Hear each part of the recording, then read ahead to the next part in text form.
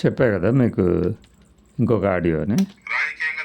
చూడండి, Vijayasai Reddy press meet తర్వాత మనోడి feelings పూర్తిగా మారిపోయినాయి. రైట్. అది విజయసాయి రెడ్డి గారు బయటకు వచ్చి ఈడీతో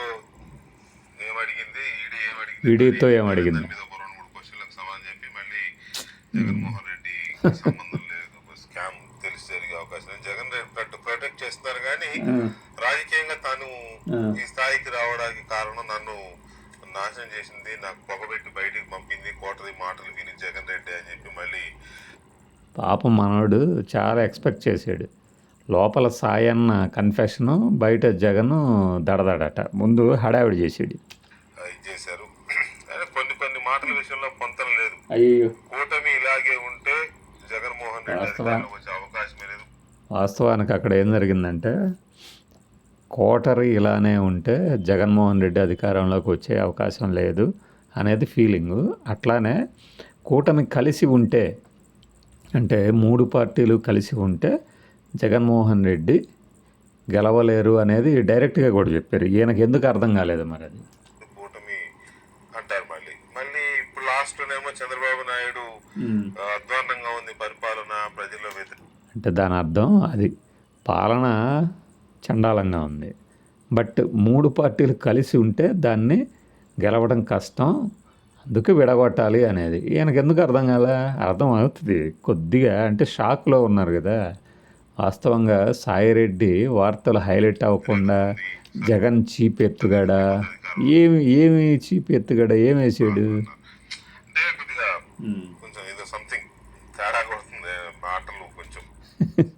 తేడా కొడుతుంది మాటలు కొంచెం. ఎవరికి తేడా కొట్టింది?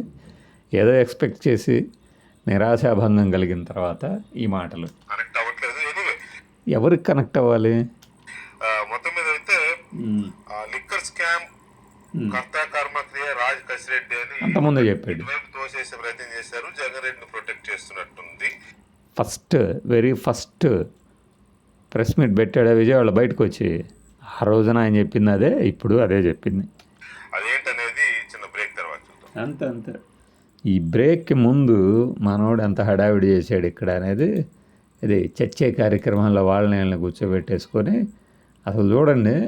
ఈ ఫోటో చూపిస్తాను ఒక్కసారికి. ఇదే పెట్టే ఫోటో. అంటే జగన్ నా గుండెలో దడాట. అతను ఏం చెప్పాడు అనేది పక్కన పెడితే, ముందు వాళ్ళ మీడియా, వాళ్ళ కార్యకర్తలు ఏం చేస్తున్నారు, వాళ్ళ నాయకులు ఏం చేశారు, నీలి మీడియా, అయ్యో వీటి కోసమైనా ఒక స్టఫ్ ఇవ్వాలి. అయ్యో, విజయసాయి రెడ్డికి సంబంధించిన న్యూస్ ని సప్రెస్ చేసి లోకల్ పేజీలో వేసుకోవడానికి ఫస్ట్ పేజ్ ఒక వార్త కావాలి కదా. ఏం వార్త రాయాలి? హెడ్లైన్ వార్త ఒకటి కావాలి కదా. ఓకే, అందుకోసం ఈ ప్రెస్ మీట్. ఈ ప్రెస్ మీట్ లో పిన్నెల్లి గ్రామంలో ఒక దళిత వ్యక్తి, దళితులు. ఇప్పుడు నేను చూడలేదు కానీ ఇతగాడి డిబేట్ మొదట 10 నిమిషాలు, తర్వాత గంట. ఆయన ఏమంటాడంటే, విజయసాయి రెడ్డి ఏదో బ్లాస్ట్ చేయబోతున్నాడు, అవి హైలైట్ కాకుండా ఉండటానికి ప్రెస్ మీట్ పెట్టారు జగన్మోహన్ రెడ్డి అని వీళ్ళు ఊహించేసేసుకొని జగన్మోహన్ రెడ్డి ప్రెస్ మీట్ అందుకు పెట్టాడు, ఇందుకు పెట్టాడు అంటారు. అసలు సాక్షిలో ఈ వార్త వచ్చింది రాలేదు, ఆంధ్రజ్యోతిలో ఇది వచ్చింది రాలేదు, ఈనాడులో ఇది వచ్చింది రాలేదు అని అడిగే ప్రేక్షకుడు ఎవరు? సోషల్ మీడియాలో ఇన్ఫ్లుయెన్సర్లు, యూట్యూబర్లు వీళ్ళు అడుగుతారు, ఏదో టెక్స్ట్ పెడతారు కొద్దిగా. అంతేగాని జనం ఎవడన్నా అడుగుతాడా న్యూస్ ఛానల్ ఇది ఎందుకు వేయలేదు, అది ఎందుకు వేయలేదని?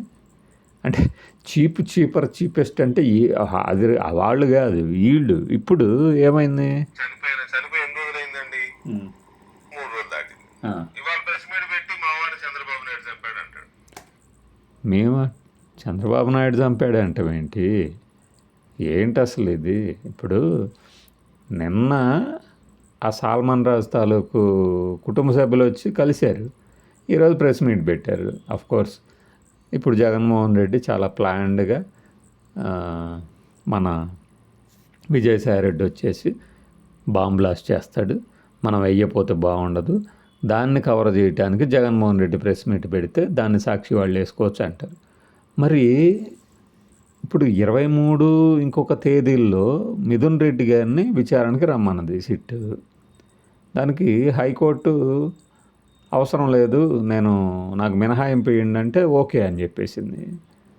మరి అది పెద్ద బ్రేకింగ్ కావాలి కదా, దాని గురించి కూడా రాయాలి కదా. మరి మనం ఎందుకు చెప్పట్లేదు దాని గురించి? మిథున్ రెడ్డికి ఎట్లా ఊరట దక్కింది అని. ఇప్పుడు మిథున్ రెడ్డికి నోటీసులు ఇస్తే పెద్ద ట్విస్ట్ బ్రేకింగ్ అయినప్పుడు, మిథున్ రెడ్డికి మినహాయింపు ఇచ్చినప్పుడు అది ట్విస్ట్ బ్రేకింగ్ అవుద్దిగా. మరి అదెందుకు అయ్యో మనం? ఎవరు సప్రెస్ చేస్తారు ఇప్పుడు? ఎవరు సప్రెస్ చేశారు ఇప్పుడు? అసలు అక్కడ వార్తలు చూస్తే వాళ్ళ కోసం ఘటన దాచిపెట్టారా? సాయిరెడ్డి వార్తలు హైలైట్ అవ్వకుండా జగన్ చీపి ఎత్తుగడ. ఇప్పుడు సాయిరెడ్డి గారు ఏం మాట్లాడారు? దాన్ని రేపొద్దున ఈ సప్రెసింగ్ క్యాండిడేట్ వేస్తాడు ఆయన పేపర్లో. ఎంతవరకు వేస్తాడు?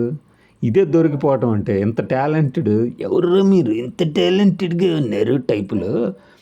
అంటే జగన్మోహన్ రెడ్డి ప్రెస్ మీట్ పెడితే దాని వెనక ఒక లెక్క, చంద్రబాబు నాయుడు గారు, రేవంత్ రెడ్డి గారు, లేకపోతే ఇంకొకళ్ళు పెడితేనేమో జాతి కోసమా? అరే అసలు నువ్వు డిస్కషన్ పెట్టుకోవటమే పెద్ద ఎత్తుగడ కదా, ఏదో బ్లాస్ట్ చేయబోతున్నాడు అని చెప్పి. సంబంధించి ఎన్ని రోజులు జరుగుతుంది? ప్రభుత్వం వచ్చిన దగ్గర నుంచి జరుగుతుంది కదా. ఇవాళ ఎందుకు ఆ టాపిక్ తీసుకొచ్చుకున్నారు అంటే రేపు జగన్ విజయసాయిరెడ్డి ఇష్యూ హైలైట్ కావద్దని అంటే విజయసాయిరెడ్డి ఇష్యూ హైలైట్ కావద్దు అనుకున్నాను. చూసారు అసలు అంటే స్క్రిప్ట్ దేవుడు ఎట్లా రాస్తాడంటే, మనం ముందు ప్రెస్ మీట్ తర్వాత ఇతగాడి మొహంలో ముఖ కవళికలు మొత్తం ఎట్ట మారిపోయాయని చెప్పాం.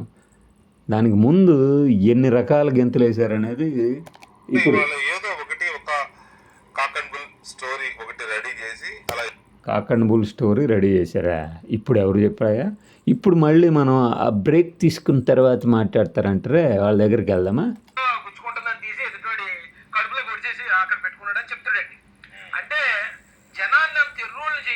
అరే మనం మేధావులను చేస్తున్నామా బాబు?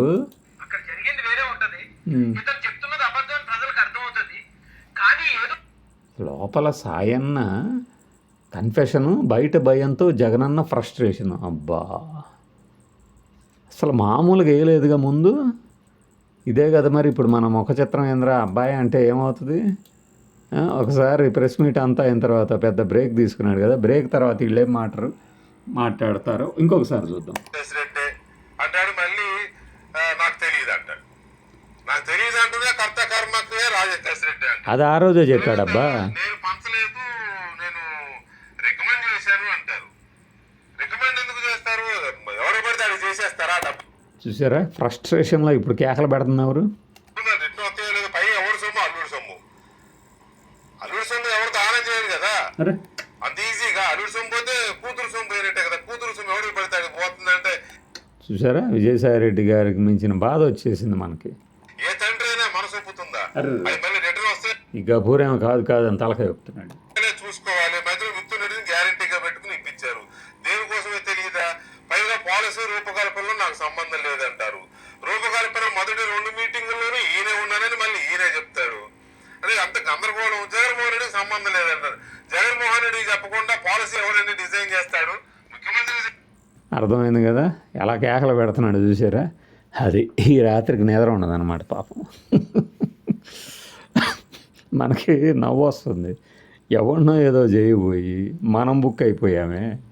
ఈ కన్ఫెషను సెన్సేషను ఎందుకు? ఈ తపనంతా ఎందుకు? అతను ఏం మాట్లాడాడు చివరిదాకా చూసి అప్పుడు పెట్టుకోవచ్చు కదా. జగన్మోహన్ రెడ్డికి దడ పుట్టింది, ప్యాంటు తడుపుకున్నాడు, జర్రును జారిపడ్డాడు, ఇవన్నీ అని. సో ఈ స్టోరీస్ ఇలా కొనసాగుతూ ఉంటాయి అంతే. మనం ఫాలో అవుతూ కామెడీ పండించుకోవటమే.